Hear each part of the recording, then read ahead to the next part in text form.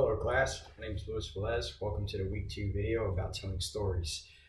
This week's story for me is going to be one that I definitely always tell around the water fountain here at work with the Army. Why? Because, well, I had always a funny bunch of stories to share from being a police officer in Hampton, Virginia. Something that I already explained to you guys that I was when we did the week 1 autobiography videos.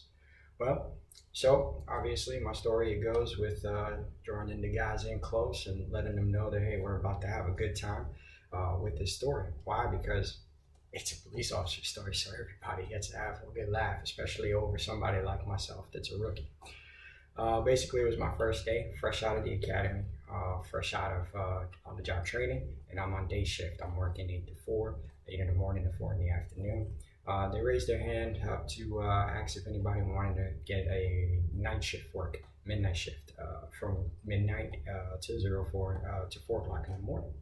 So I was having my baby to be born in a couple of months, so I said, yes, I will go ahead and I'll do it. So I finished my day shift off at 4 o'clock, which is always a mundane shift, basically just writing out parking tickets down at City Hall, which is my district. And then I went home, got a couple hours of sleep, ready for my midnight shift. At around 2:30, 3 o'clock, we're in Hampton, Virginia. Everything starts to die down a little bit because it's kind of like a country area, maybe a little bit of city area around there. I was at the local pizza shop so that this way I can help assist them in closing up and negate the potential of them being robbed.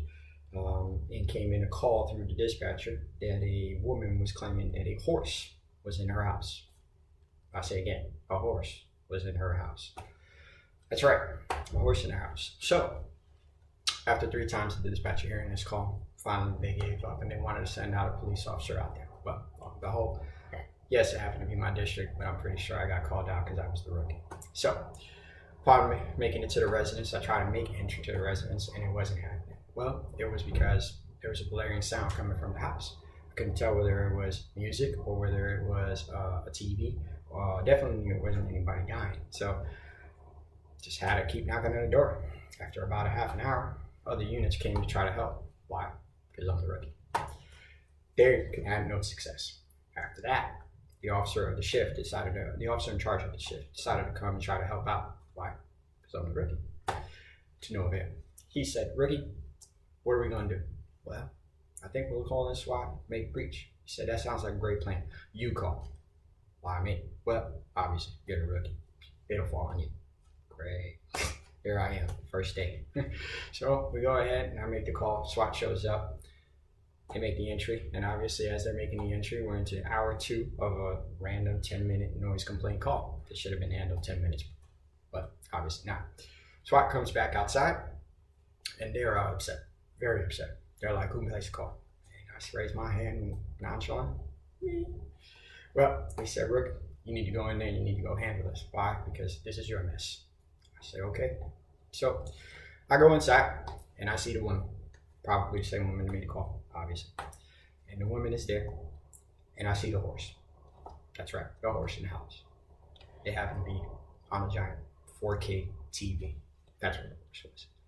She thought the horse was in the house, obviously, because, well, she was smoking weed. That's right. I said, old lady smoking weed. Apparently it was medical marijuana. So, officer in charge, laughing, trying to hold it back, says, rookie, this is yours. It's up to you to do what you need to do. Well, I handed her a summons for disturbing the peace, and we went about our day. From that day on, till this day, and still today, I still get called the guy that responded to the woman with the horse in the house. I don't think they're ever going to let that up in Hampton, Virginia. I'm pretty sure of that. That's my story. Well, I hope you guys enjoyed. Hope it gave you a good laugh, and see you guys next week for the next class. Thanks.